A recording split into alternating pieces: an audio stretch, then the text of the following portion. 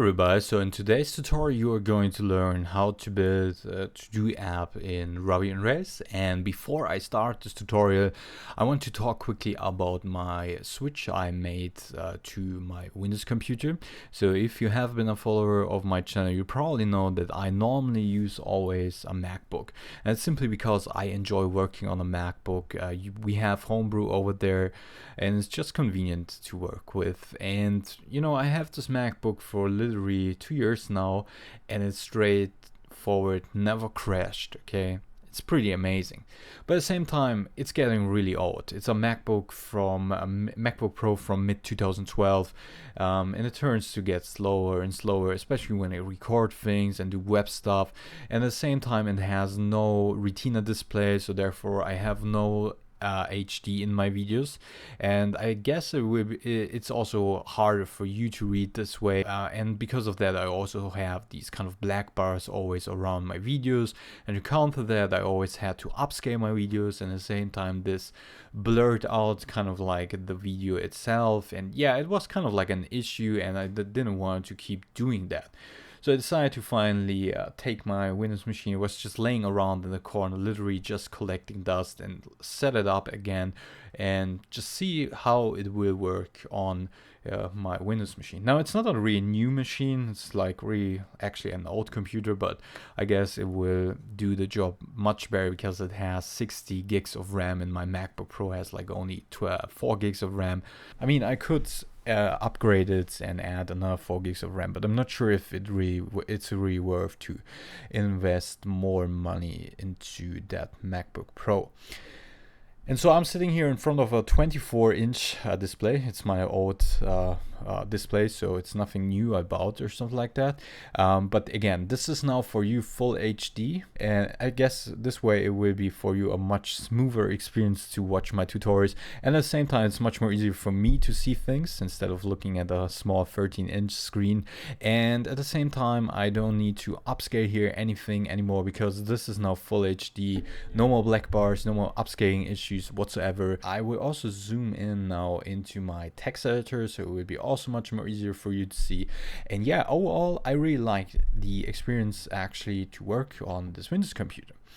Now, one of the reasons why I enjoy this so much is because I found something new they implemented, and I want to share this quickly just in case you've been wondering how to do things on a Windows computer, or maybe you are considering buying one but you're not sure if it's worth buying one, especially when it comes to web stuff or development things. So what they did on Windows 10, and I'm pretty sure this is a really new feature, so I don't think that this one exists for a long time, and at least I haven't heard of it before. And so normally I always recommended Windows users to go to installrace.com and just simply use the installer here, right? And this works fine, but the problem with this approach is that you get like only Race 4.1 and it's quite outdated, okay? I'm not sure if you can update it with this installer, but I just want to know if there's a different way, and there is, and it's actually a great way. So what they did is they created kind of like a subsystem for Linux, okay? So normally you had to install Linux on your Windows machine, which was not an option for me because I think it just messes up your whole computer. But what they did is basically they created a subsystem, and with that you get the bash from Linux without really installing Linux on your computer, which is pretty crazy, but it works just fine. So what I did is I went to the Windows Marketplace and installed the app called Ubuntu 1804 LTS, okay? And this is basically just the bash from Ubuntu, okay?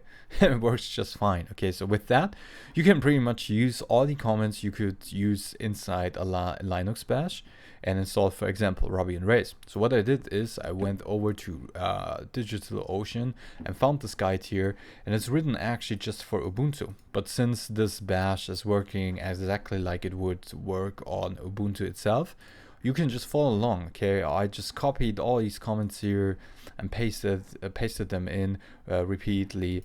until it was finished. And with that, I have now Race installed here on the subsystem, but at the same time I can use it inside Windows. Okay, as you can see, I get here Race 5.2.4.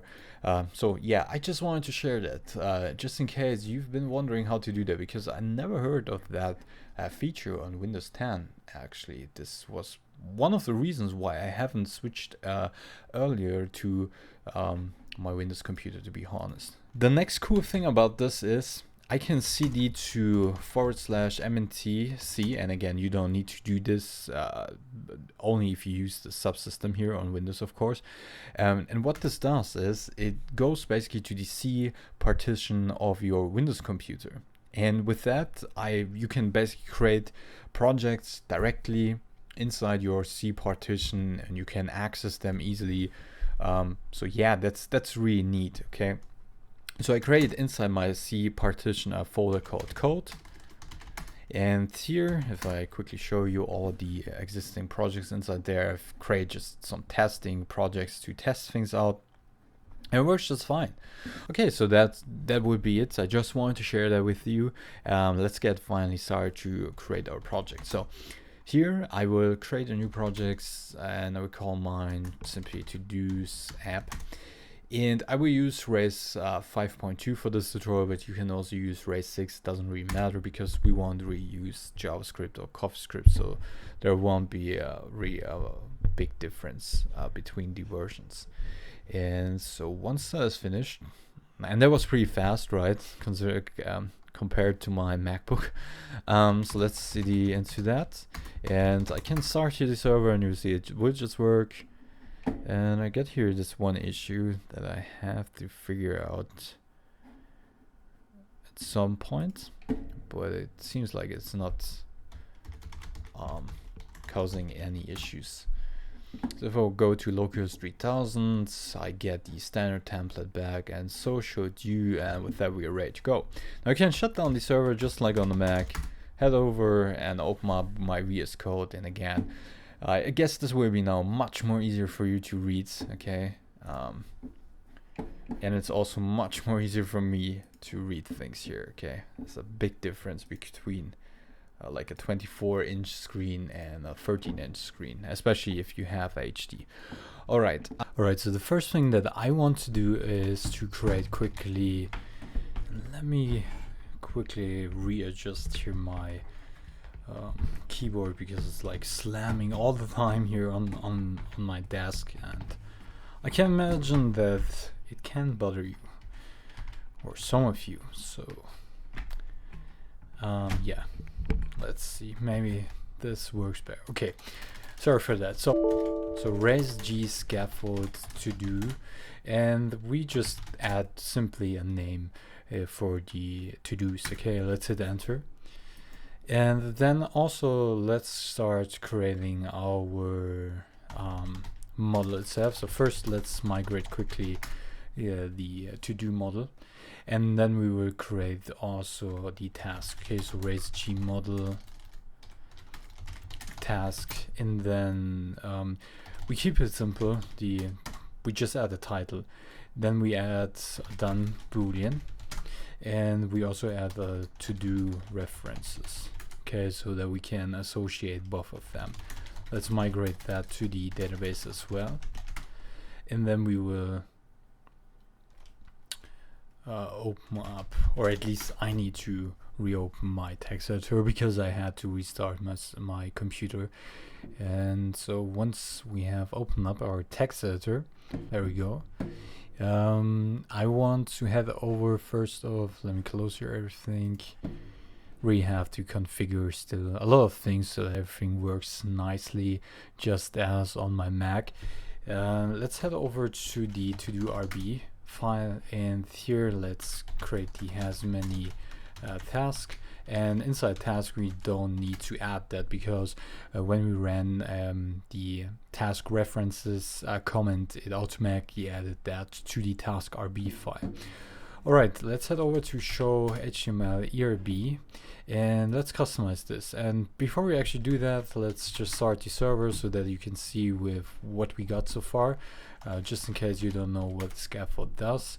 And while we're at it, let's also add a route to to-dos index, okay, so that whenever we go to Locus 3000, we will be automatically redirected to the index page of our to-do scaffold. Let's create a new scaffold, a new to-do, create to-do, and to-do was successfully created. Alright, everything's working. So let's head over to show HTML ERB one more time, and here let's create a new form for the task. Do task, or actually just an F, because we are working on a form. Let's close this here, and then I want to render, I guess, inside a p tag, adjust the form text fields for the title. Let's close this, and then I also want to have a checkbox for the done boolean. And obviously this won't make too much sense because you don't want to have the option to check if a task is already finished when you create a new task, but I just want to show you how everything works, and later on we can always customize that. And then we also need to add a number field, and obviously this should be normally hidden, but again I just want to show you what we're doing, and then later on we will customize this or fix this. So here we will add the to-do ID, and the value comes from the to-do we are currently on. So add to-do ID, okay. And that should work fine. Let's also add an F submit add task. Alright, let's head over to our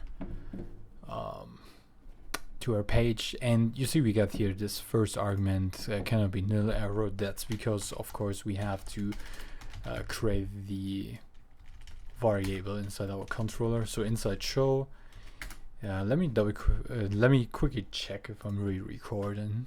I do, that's good. So here task equals to task new, and while we're at it, let's head over to task controller. And I actually didn't even create one, so let's shut down the server, raise G controller tasks, and it's important to use here as always the plural. Alright, let's restart the server and let's head over to task controller, and inside here let's create the create method, and I will simply say your task equals to task.create task params, which currently do not exist yet, so let's create them quickly. Task params, and then params require task permit, and then the title, the boolean, and then we also want to add the to-do ID. Okay, with that we need to add here quickly also an if statement. So if we save the task, redirects to the to-do path, and here we can add the task to-do ID. This should normally work. We'll just see this in just a moment. Else redirect to the root path. So if something went wrong, just go back to our root path. Alright, let's test things out. Let's head over to our app, and seems like we still have to do one thing, and that is to add our routes. Okay, so resources, task, and later on we will probably limit that. For now, let's just add the full CRUD path, and now it fine works. Okay, so I guess this will be the title. We have here the number one added automatically. That's because we are grabbing the ID from the to-do. And so if I click on add task, it redirected us here back to the page. We can see the task because we are not rendering it currently, but at least we did not something wrong. Something would have gone wrong we would be redirected to the root path, okay? But we were redirected to the show path, which proves or which confirms that everything worked. And we can always go back to the bash and see we inserted data to the database, so everything worked fine. Awesome. Let's head over and let's change. Let's go to to-dos controller. Create here quickly a new variable, and let's point to do tasks, and inside show HTML ERB, just above the form, let's create an iteration to do's each do to do. All right, and then again inside a paragraph. It seems like Emmet is not working on my side with ERB. Yeah, I really have to like configure tons of things, I guess, but for now I think we're fine. Let's add here the to-do title. Okay, so I got here a title, cleaning up. Right, so let's work on our form, because we don't want first off to render the ID here, so let's hide this and let's remove also the checkbox. And under each to do, I want to create a new form, so we can basically just copy that. And you know, we could also use for that a partial. Some people may point it out, why haven't you used a partial for that?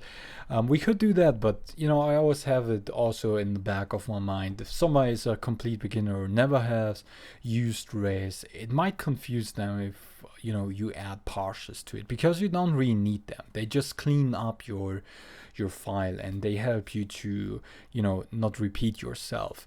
But you know, for our app we don't really need partials, and we can always add them later on as well. So for now let's just leave it as this, I would say. And here where we added the form again, just make this more clear. Let's move this over like so, right? So here where we added the form and the text field and things like that, we don't need to have here the hidden field, because we never want to change that. And the same goes for the title. But what we want to do is to have here the checkbox and say done, and the value should be whatever value we have for our to do done. To do. Okay, and here we can change this from add task to do. And by the way, I made here, yeah, I did here a mistake. I called this the variable. It's not add to dos, obviously. It's actually tasks. So let's just rename this everywhere so it makes more sense. Again, tasks. Here, task. And then we need to repeat this here quickly. Actually, here I got it right. Was only here. Okay. So everything is still working. There we go. We have now here this checkbox, and it still says add task, right? So let's change this to done. Okay. So if I click on that, click on done, we get the error that the update method could not be found. That's because we don't have any update method yet. So let's create one. And here we need to find a new task. And then we want to update that, and let's make it a statement. So if the task is updated, make sure to check the params. Well, then redirect to, again, to do path, and then we just pass again the to do ID, just like we did in our create method. And if something went wrong, well, then again, we just want to go to the root path. All right, let's close that and let's try this one more time. And now it should work. If I click on done, you see it stayed at done. And if I undo this, again, it works. Now let's add also some kind of visuals so that we strike through whenever task is done, for example. And let's also change the button so that the string of the button is dynamically rendered. So inside show HTML, what we can do here is we need to create a new if statement. So here we can say if the task done equals to true. So if that's the case, well, then we want to leave it as it is, right? The button should simply say done and that's it. But you know, if that's not the case, we want to do something else.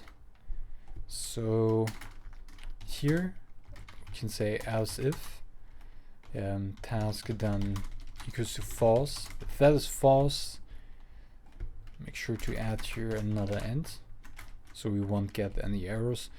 Well, then we can just copy the form here that we have already here.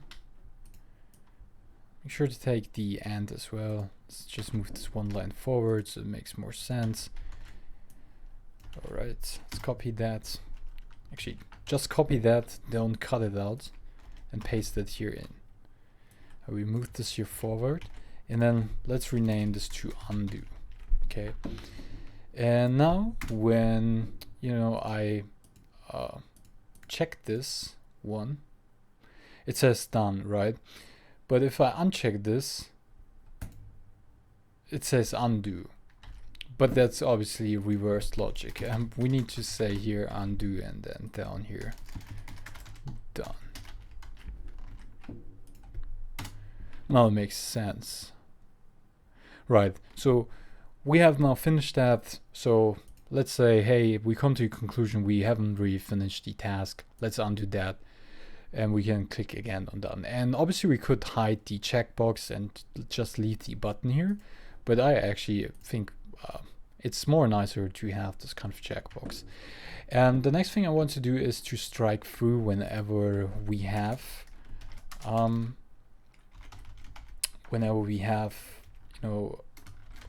finished a task. So all we need to do is to add here strike, and if I undo that, it removes it. However, the problem now is that we need to render the task title here as well, like so. Okay, so and undo, and there we go. So let's create another one, add task, and for some reason I don't see the other task. Why is that so? So what we can do is we can make this also a hidden field and say done, and the value is set to false, obviously.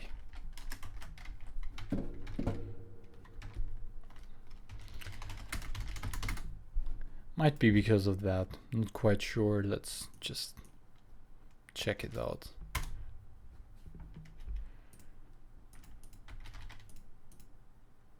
Okay, now it worked.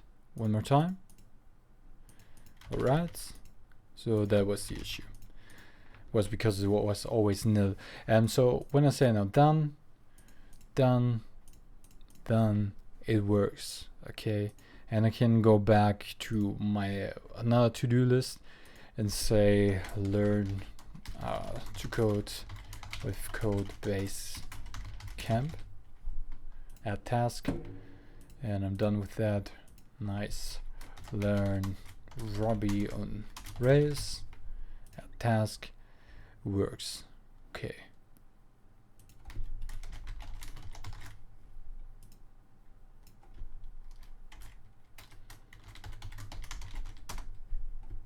Alright, so now when I go back, it will stay there, of course, and if I go to show, we have our second to-do list. Now you could also add here some styles. I have some tutorials where I show how to do that. My initial thought was to do that, but it will make always my tutorials so long, and I think it's maybe I will add some styles to this app, but I will probably split it up into two parts, okay? Because I always find my tutorials getting like really messy when I also introduce styles to my app. So I think with what we have here is pretty much all you need to know when it comes to your to-do list and Ruby on Rails. It all works. We can undo stuff. It immediately updates everything. There are even more ways on how you can do that. You could also use nested attributes. I just think this way it's kind of like neat. Okay, it feels really nice to click on these buttons and to click on done. Yeah, we get all of that. Nice. Now there's one more issue, and that is when we try to destroy the to-do list, we get this error here, and that is because we have like the relationship here. And what we need to do is we need to add a dependent to true.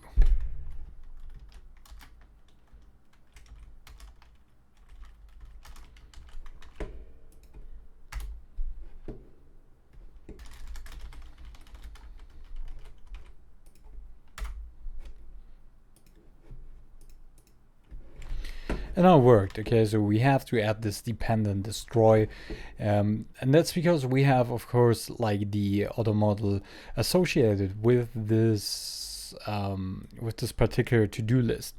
So if we just delete that, we still have the SQL connection established in our database, and that's not a good thing. Okay, because it will become nil if we would just delete it. And Rails is telling us that and won't let us do that, so we have to add here dependent destroy, and that means that it also destroys all tasks that we have inside our database or that are associated with this to do. And you can confirm this. You can always go to Rails console and say task.last, and you see that it's nil. Okay, because we have no longer a to-dos list. Every to-do was associated with a task, and tasks were associated with a to-do, and because of dependent destroy, we said, hey, take all of that and destroy that. Okay, I hope that makes sense. All right, so I will wrap up here this tutorial. All right, as always, thanks for watching, guys. I hope you learned a lot. By the way, thank you also for all the subscribers on my channel. I'm currently at 550 subscribers, so that means a lot for me, to be honest. I'm like super surprised so many people have subscribed to my channel, and I will keep doing tutorials. And for this new year, I want to upload more frequently. 1 video per week is something I want to do, if not more. And there's even much more coming. And by the way, this outro will be a little bit different than my normal videos, and that's because I have all the important things, and the music that is always playing when my video ends is everything is still on my MacBook, so I have to kind of like transform that to my Windows machine. But I don't think you will mind, although I have to say I really enjoy my own outro. I think it turned out really well. But yeah, as always, thanks for watching, guys, and see you maybe next time. Bye.